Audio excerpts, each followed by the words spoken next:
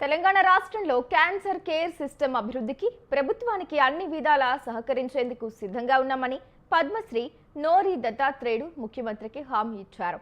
ఇవాళ జూబ్లీహిల్స్ నివాసంలో ముఖ్యమంత్రి రేవంత్ రెడ్డిని మర్యాదపూర్వకంగా కలిశారు ప్రముఖ ఆంకాలజిస్ట్ దత్తాత్రేయుడు.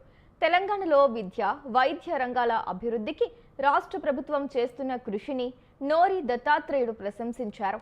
క్యాన్సర్ చికిత్సను మెరుగుపరచడానికి తన మద్దతును అందించారు. ఈ సందర్భంగా డాక్టర్ను సీఎం రేవంత్ రెడ్డి శాలువా కప్పి సత్కరించారు.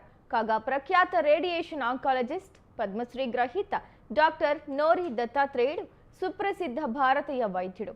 అమెరికాలోని అగ్రశ్రేణి వైద్యుల్లో ఒకరిగా ఉన్నారు.